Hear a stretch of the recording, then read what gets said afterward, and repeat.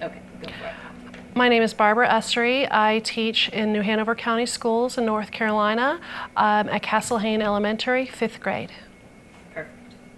First question is, how does this lesson connect to and build on students' prior skills and knowledge, what was taught before the lesson, and what will come after it? This lesson is NF 5.NF3, and that is a fraction lesson that is built within the cluster of fractions for 5th grade. It's a major work of the grade. Fractions is a major work of the grade for 3, 4, 5, and so this falls for 5th grade with a review of activity from 4th grade and 3rd grade. The children are working on looking at fractions as division.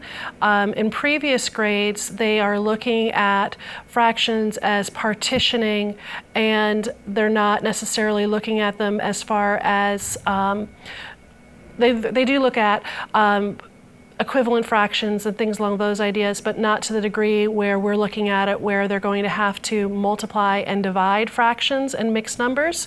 So 5th grade is that extension piece. We were having problems with some number sense when we were multiplying and dividing fractions of trying to decide whether we should multiply or divide to get to our answer. So I backed us up to this point where we were going to redevelop our number sense and dig deeper to get that number sense back and to think about what is actually happening in these expression equations so that we could understand which operation to use.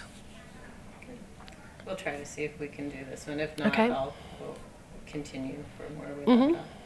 Talk about the standard or cluster targeted in the lesson. What did you do to make this lesson reflect the full intent of that standard or cluster?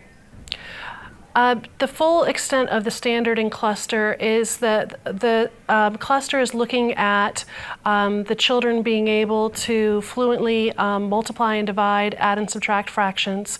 We were looking at the children being able at this point to see fractions as division. I'm sorry, I lost it. Say that again. So talk about the standards or cluster targeted in the lesson. What did you do to make that lesson, what did you do to make the lesson reflect the full intent of that standard or cluster? What I did to reflect the full intent of the standard of NF3 is to be looking at fractions as division and bringing it back to building in conceptual understanding through model, contextualizing problems to give the children something to attach onto for their conceptual understanding, building procedural skill through algorithm and non-standard algorithm, and giving them multiple ways to solve these expressions and equations and to talk to each other about the different ways to solve them. We talk very frequently about the fact that there isn't necessarily one way to model something, and that the different models are very valuable to share because it's going to help someone else build their conceptual understanding. Which of the core action indicators do you think this lesson best exemplified? I think it best exemplifies core action 2 because of the fact that I'm trying to look at the children building that conceptual understanding through models, through pictorial representations, building that number sense, giving them multiple opportunities to talk with each other and share their ideas, asking various different questions to really dig deeper into what it is that was happening and what they were doing. And I think that it brought it around to the point where they could then turn into being able to complete the procedural skill and able to have fluency within the task. Discuss how this lesson illustrates the shifts required by the CCSS. The shifts required by the Common Core standards requires that we're going to look at the coherence from grade level to grade level. At this time, we are ready for a quiet and orderly dismissal. Should I pause? If anybody has found All right, so discuss how this lesson illustrates the shifts required by the CCSS? This lesson illustrates the shifts required by the Common Core state standards because of the fact that it's building on their understanding from K4.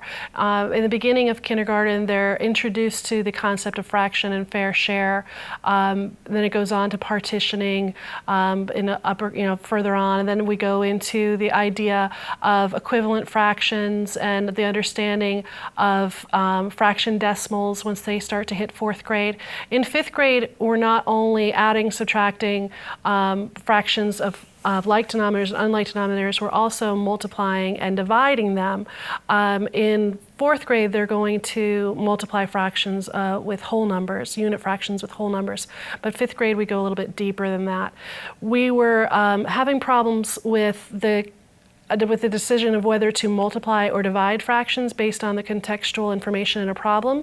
So we decided to go back and dig deeper into the number sense, which is why I've come back to the concept of fraction as division. I've also tried to make sure that that coherence is being followed through of building that conceptual understanding, but also going into the point where they've getting more fluent with the procedural skill. And their fluency is something that we work on daily to make sure that their children are proficient in that area as well. As far as the rigor is involved, we're looking at trying to make sure that the children have multiple ways to represent their information, that they have multiple representations, different situations. Some problems are contextualized, some problems are not contextualized. We take non-contextualized problems and contextualize them. We take contextualized problems and decontextualize them. And we're trying to make sure that all that foundation is set so that the children are able to apply that information to the next skill. Good. I think I missed something. Oh, I didn't talk about focus. You want to talk about it? Do you want me to talk about that? The focus of our lesson is making sure that we're doing the major works of the grade. The major works of the grade are a great thing for the teachers because it gives us a place to like I said, focus our attention. And it's the skills and the standards that the children need to have to be able to build from grade level to grade level. This attention to fractions is going to make them have such a strong concept that they're going to be proficient in algebra once that comes along. But without building this groundwork. So we'll continue there without building this groundwork. Okay. Should I hit pause? We should be. Okay, so with this groundwork. Without building this groundwork, the children don't have that conceptual understanding that they need to develop the procedural skills and then in turn the fluency so that they could become a stronger mathematician down the line. Without that coherence across grade levels, we're not going to achieve that. So the Common Core standards are giving us that opportunity to have the coherence, most importantly the focus, and of course the rigor, so that our children can be strong mathematicians. Good. You think we can jump to the next? Maybe. We'll start with the first one. Sure.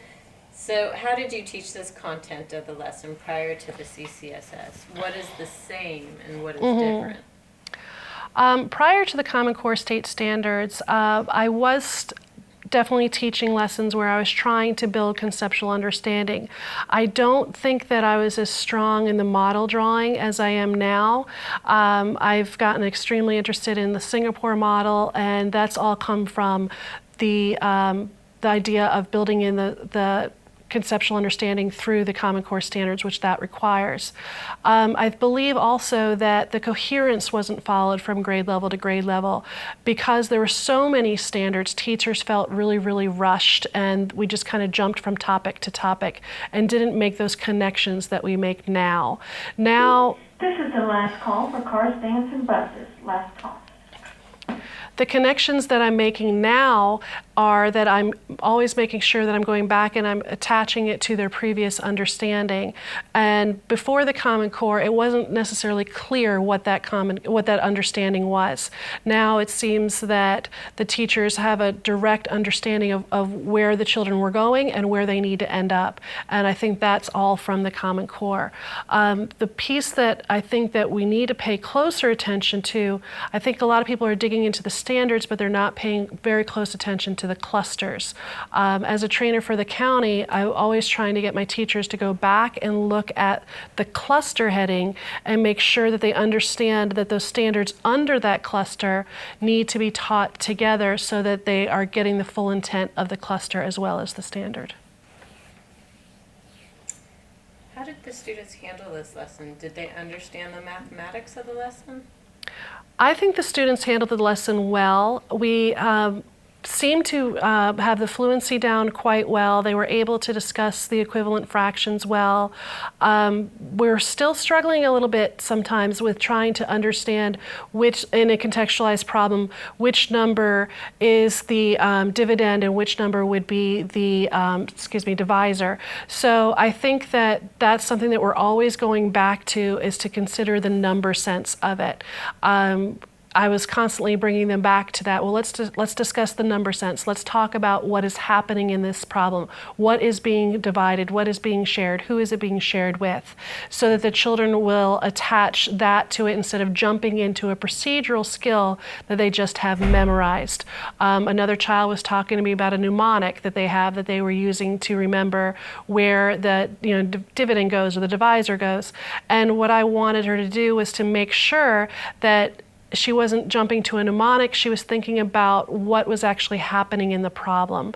So that's something that I would like us to get away from and get rid of the tricks and think about the true conceptual understanding of the math so that we can build upon it and apply it to future standards. Explain how you differentiated in the lesson. Did all students have the opportunity to work on grade level content? All students were working on grade level content in this lesson.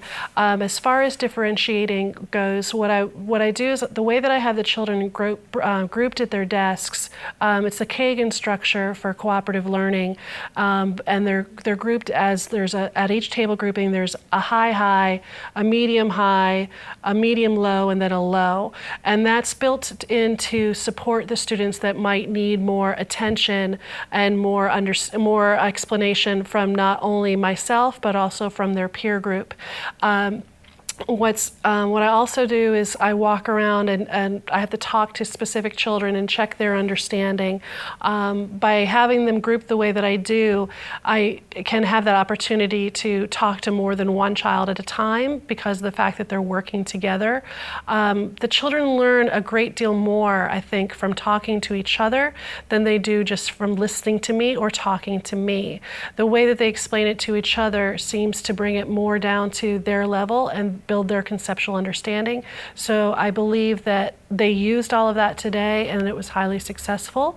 I think that there are still some students that are a little shaky, and we will use that information from our exit ticket to build our groups that need further remediation and groups that are ready to move on for enrichment. Let's see, so going to correction 3. Which behaviors from correction 3 did the students best exemplify in this lesson? I need to review correction That's 3. I'm fine. sorry. I'm like, I know correction 3, and for some reason Okay. Core Action 3 is, I believe, very well exemplified in this lesson. The children had the opportunity to work with each other. They had the opportunity to share as far as going up to the document camera. They had the opportunity to talk with different people in their group to get up and move and choose a different partner within the room.